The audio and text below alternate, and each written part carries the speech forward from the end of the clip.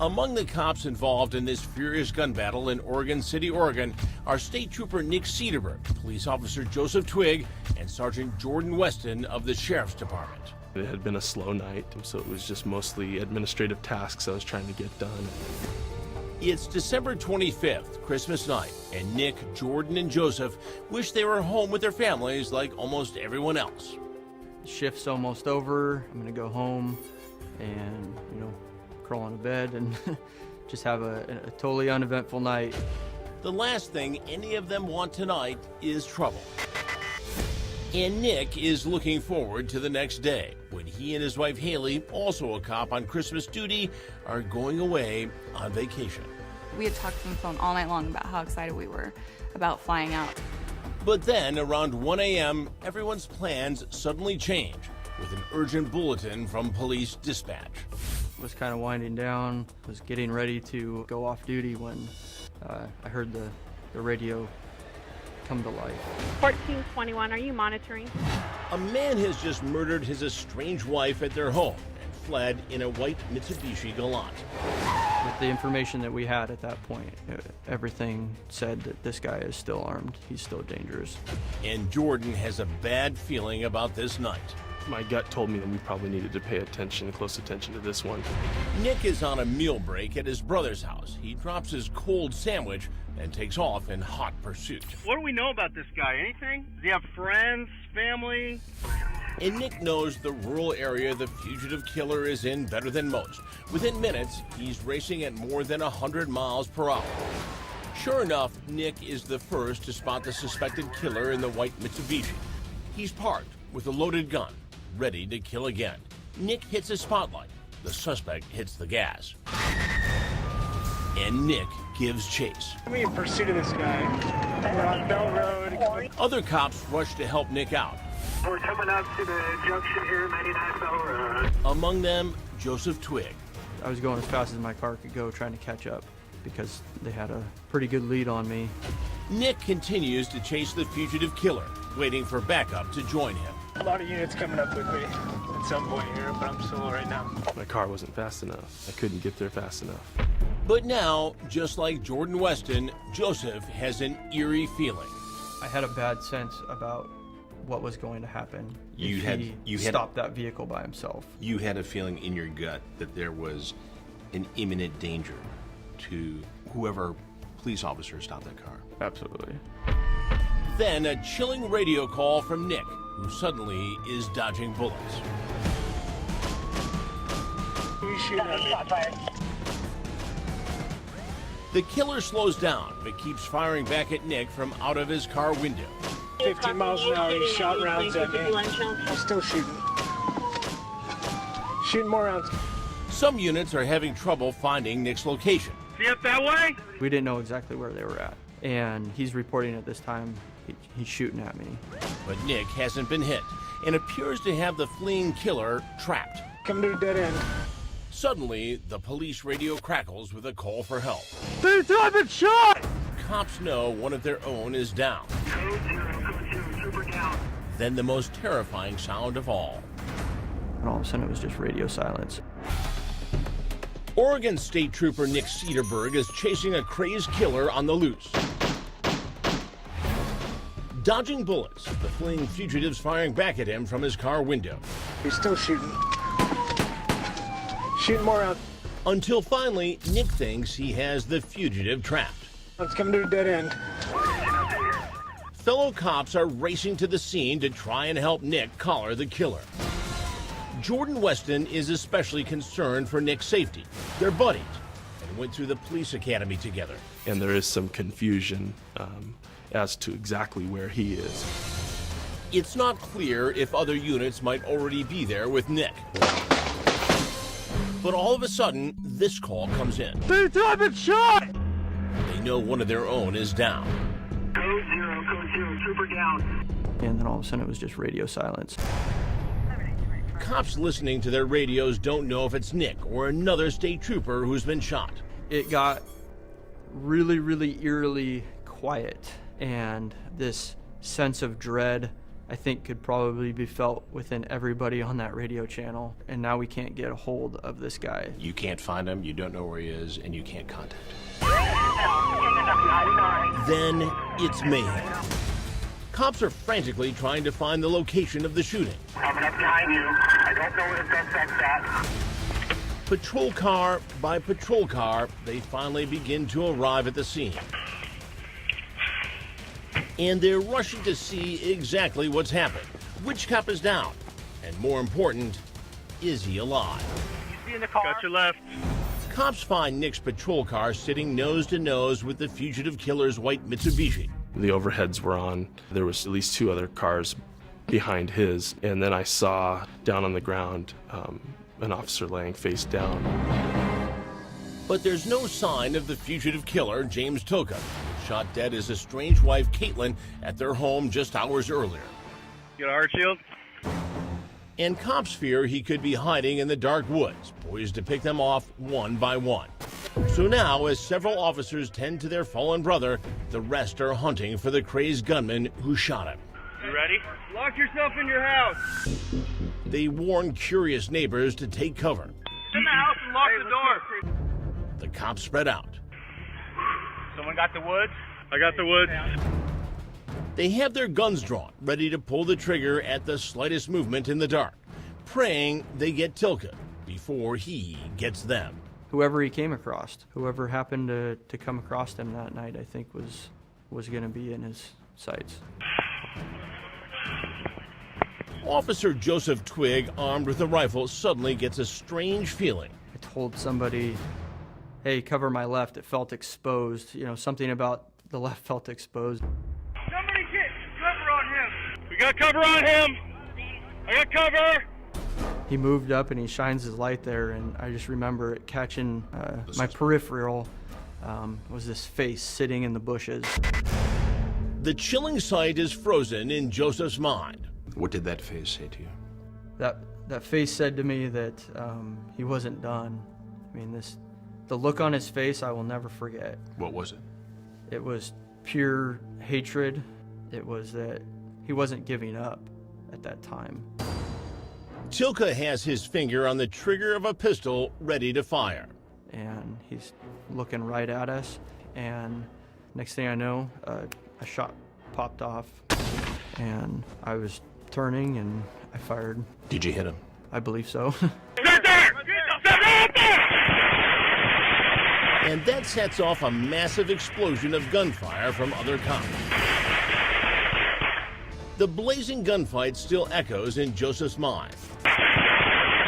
Joseph believes the killer was counting on taking him down and then committing a Christmas night massacre.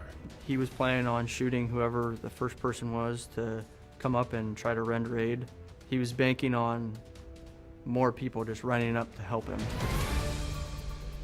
Instead, Tilka is found lying dead and covered head to toe in bullet wounds, one of them later determined to have been self-inflicted. But the only casualty suffered by the police is the one officer dying on the ground by the side of his patrol car. And to the horror of friends and fellow cops, it's State Police Trooper Nic Cederberg barely clinging to life after taking more than a dozen bullets. Code 0, trooper down. Now, Nic is moving, but barely conscious as devastated cops gather around him, including his old police academy buddy, Jordan Weston. I remember seeing Officer Twig tending to him. Hey, Nick, it's Twig. All right? Stay with me, buddy. Twig and Nic were old buddies too. They'd gone through basic SWAT team training together. And Nick's like, I'm shot in the head, I'm shot in the head. And I jumped over Officer Twig and then laid on the ground in front of Nic. It was a loud scene, so I had to get my face close to his. And I remember telling him, Nic, it's Jordan. And at that time, he was just face down. Just relax, okay? Just relax. He repeated my name, and I was like exhilarating because I knew he was still alive. Hey, stay with us, buddy. You're good. Just lay there. We got you. Nic Cederberg clings to life by a thread after getting hit by more than a dozen bullets in a wild shootout with crazed fugitive James Tilka, who had just killed his estranged wife. And Tilka himself would die moments later in this other blazing gunfight with cops. All this as Nic lies wounded at the feet of his brothers in blue. Beside his blood-splattered patrol car, his blood also splashed all over the killer's white sedan. Now the 31-year-old Oregon State Trooper is being rushed to the hospital, where his frantic wife, Haley, is waiting for the ambulance to arrive. So I just stood there and I waited and I waited and I waited. Haley, also a cop, had been on patrol for the Portland PD when she got the terrifying news that Nic had been shot. I didn't believe it at first. I didn't believe it. I was in denial. Until she got her first glimpse of him. They pulled him out of the ambulance and he was just covered in bullet holes. He looked dead. That moment I will never forget. I will never forget. Covered in bullet holes. Covered. They were everywhere. Arms, chest, hip, everywhere. I thought he was dead, and I felt in that moment that I had lost my husband. Nic was the love of Haley's life. We met at the police academy. He was in my class. And for the love of Nic, Haley would break a promise she'd made to her father, who was also a police officer. You know, I always told my dad, I'm not gonna date a cop. I'm not gonna date a cop, don't worry. And then I met Nic and he was just too adorable. And so I had to date him. Now, Nic's wife of just 18 months is praying for him to stay with her as doctors battle to save him. So the surgeon walks in for the first time and I hold my breath. He tells Haley that her husband has possible fatal gunshot wounds to his back and chest, causing internal bleeding, a collapsed lung, broken ribs, and broken bones in both arms and hands. I mean, so many different sites of trauma. It was terrifying to hear. It was terrifying. That is not a good prognosis. No. And he said Nic likely won't ever be able to walk again because he has 2 bullets in his spine, and we don't know how bad that is. It would be several agonizing days before Haley would finally learn Nic was going to miraculously survive. He put his hand up, like his casted hand, to give me a high five, and I just broke down in happy tears for the first time. Then I knew he'd be okay. When Nic is finally well enough to speak again, his first words are to Haley. He just said to me, I'm so sorry I did this to you. I love you so much. He apologized to you for getting apologized. shot 12 times. Yeah. And almost dying. Yeah, he was more worried about me than he was about him, and he's laying there in so much pain, and he's like, I'm sorry, I almost ruined all of your Christmases. But now, Nic is Haley's Christmas miracle, alive, determined to walk again, and forever grateful. A real-life hero to us all who is unbelievably humble. And I told my wife I loved her, and I told her I was just doing my job. I don't think anything I did that night was any more than what was expected of me. Nic is just happy to be alive, even though he would be hospitalized for 48 days, ultimately undergoing more than a dozen surgeries and still ongoing physical therapy. Haley staying by his side the whole time, comforting him, and against all odds, getting him back on his feet again. She's an amazing girl, and I am very lucky to have her as my wife. I don't think I could do this without my wife, Haley. She's just helped me unbelievably through this. And now, 10 months after he was shot, Nic is back home, getting around in a wheelchair and on crutches. Haley is still nursing him back to health. You're gonna be okay? I'm gonna come out on top, 100%. And I know that without a doubt. I might have to struggle a little bit and go through some stuff, but I'll be on top, I promise. What's it like? This is the very first time that Nic has been physically and emotionally strong enough to talk about that horrifying night his life nearly came to a tragic end. I was probably laying right here, and I remember the dirt when I dropped my gun. And he took me back to the very spot where it happened. reliving for me and my Crime Watch Daily crew the horror of his own heroic one-on-one shootout with James Tilka just before other cops could get there to kill the desperate fugitive. Did you think you would die here that night? I came really close. Yeah, the moment of choosing to live or die was a memory I'll never forget, going through that. And even as Nic sits at home today, he can never forget the first time he spotted the suspect, parked, waiting to kill again. He was backed off the road about 50 feet with his parking lights on. And as I went by, I hit my flashlight to see if it was him, and that was him. He was the suspect. What was the look in his eyes? You know, I could have probably sworn he smiled at me. He was waiting. I know that he was waiting there for a cop. He was ready to do something to a police officer. He was lying in wait. He was waiting. What did you do? I activated the overhead lights, and I could hear his engine rev, and he took off and went back the way I came. Nic is on his tail. Of how fast do you go? There was probably times when I was tripling the speed limit. 100 miles an hour? Over 100 miles an hour. Then suddenly Nic is racing through bullets. I remember him out the window with the pistol he had, and he shot back several rounds towards my patrol car. Finally, the suspect turns onto this dead-end road, where Nic thinks he's got his man cornered. Let's come to a dead end. And he turns around. He starts accelerating towards my vehicle. I exited my vehicle, stood behind my driver's door, drew my weapon, and he was coming straight at me. I started firing towards his windshield of his vehicle. And he crashed into the front of my car. He was also shooting back. I don't know how many rounds, I'd say a couple rounds he shot. One of those first rounds, a bullet struck me in my hip. I've shot! It knocked me to the ground. I mean, I dropped like a bag of rocks. I just kept shooting. After I went through another 16 rounds, he knew I was reloading. And as I'm laying down, he charged to the front of my hood and started shooting straight down on top of me within probably a couple feet.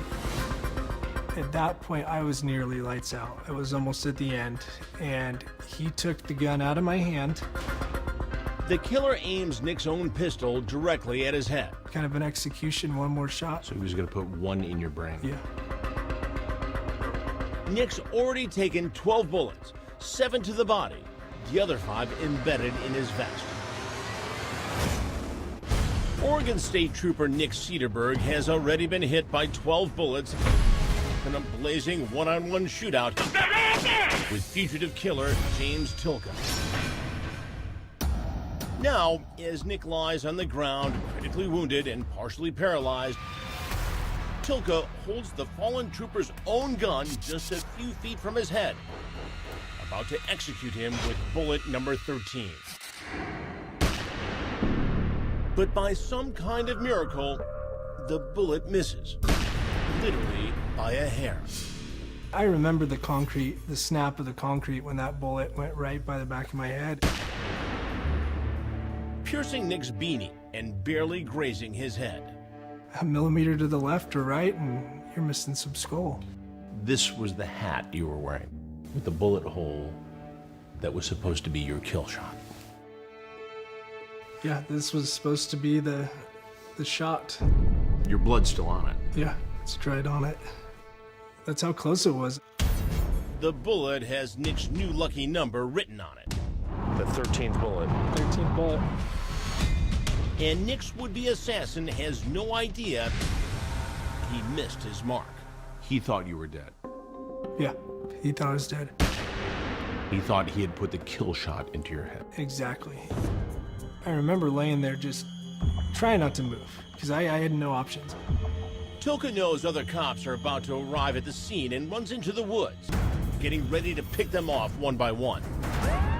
He started to hear the sirens, and then decided to go back, and he's in the bushes waiting, and he's got my gun. And he's going to try to kill some more cops. Yeah, he was ready to ambush whoever responded. Nic tries to warn officers who are now searching the area for Nic and the fugitive killer. I was just doing everything I could to stay conscious. Once I heard the other officers arrive, who were back probably 20 yards, I tried to move my arm so they know I was there. I got the woods. I got the woods. Hey, he's right here. There! Step right there!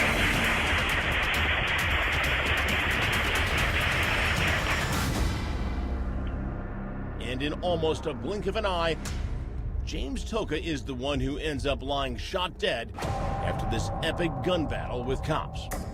In 50 seconds. 5-0. That's what it took. The whole thing. The entire event. So it's amazing that I'm here to talk to you. I'm very blessed that the officers that responded had the training they did. And one guy in particular. Copy, thank you. Old friend Joseph Twig, who went through SWAT team training with Nic. He did exactly what we did in that training to be there with his trauma kit. Cut my gear off, did a blood sweep, looked, and he did it by the book. Hey, Nick, it's Twig. All right? Stay with me, buddy. I think the stars aligned that night. For everything that was horrifyingly bad that went wrong that night, the stars definitely aligned that, you know, Nic's still here with us. But Joseph and Nic's other old pal, Jordan Weston, say Nic was the real hero for chasing the killer down and shooting it out with him one-on-one. And Nic saved the lives of so many others. Who could have been killed by that gunman that night? Who would have been killed by this man. The way it all unfolded and to have both of them here, that's what kind of gets me. I know I'm not gonna try here, but to hear Jordan's voice, and you know it because I'll never forget it. And you know, and hearing Officer Twig go through the motions, and he did exactly what he needed to do. So did Nic. He believes he wounded Tilka early in their shootout, and he's glad he did. If I would have missed him, we wouldn't be here. I mean, I wouldn't be here at all because he could have easily just shot as many rounds as he could.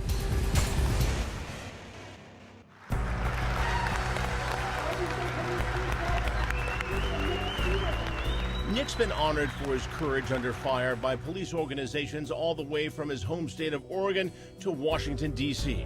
Thank you so much for having me be a part of this. This has been a bucket list week for me. Going to Arlington, I was previously in the military. I've only been a trooper for 7 years. I was honored and proud myself just to be there among Nic's friends, family, and fellow cops to see him receive the Top Cops Award in the nation's capital. My wife asked me, knowing what you know now, would you go through it again? And I said, hell yeah.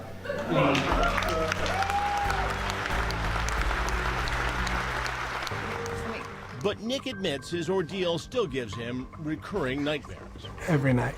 I am in a living nightmare. Every night I get murdered. Every night. I mean, I'll never forget the feeling of being, you know, at the end. Being there where you're just about gone. His wife Haley feels her husband's pain and vows to never stop trying to heal it.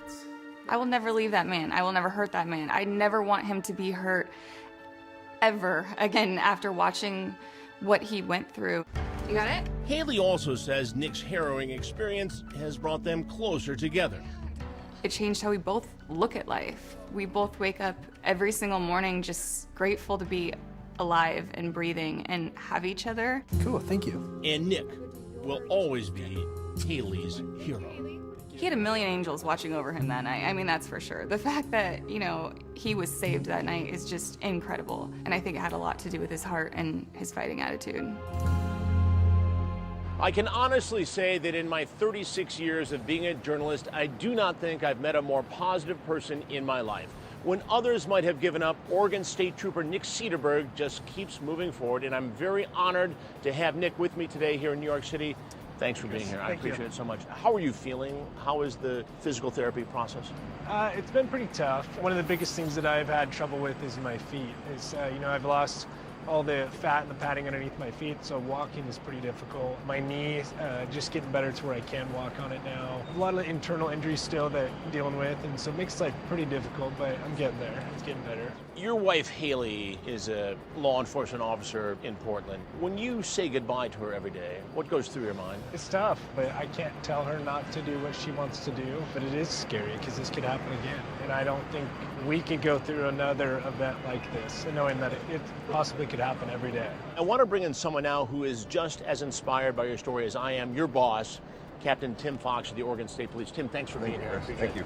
This is a guy who doesn't really pat himself on the back very often. Tell me something people don't know about Nic. Ever since the first day in the hospital, his attitude has been great. I stand in awe of him every day. He teaches me things that I didn't think that he could. Last time I checked, your GoFundMe page was at about $100,000. That says a lot about what you give to the community and what the community is giving back to you. Yeah, it was pretty amazing. I was unconscious for a couple of days, so when I woke up and saw that, I didn't know what GoFundMe was before this whole thing. To see the community and the local agencies, it was pretty amazing. Well, here at Crime Watch Daily, we have a new initiative, and we call it the Badge of Honor, where we honor law enforcement heroes from all over the country who have gone above and beyond the call of duty. You certainly fit that role, and I want to welcome you as the newest member of that club. And we have a little bit of a surprise here for you. It's the very least we can do, but we want to donate $5,000 to the Oregon State Troopers Fund. Oh, wow. And put it to good use. It's so inspirational for me to tell these stories, and it really means a lot. We appreciate it. Well, thanks for being here today. I appreciate it. Hope you can fit that on the plane. Thank you. Thank you, Chris. That's All right, awesome.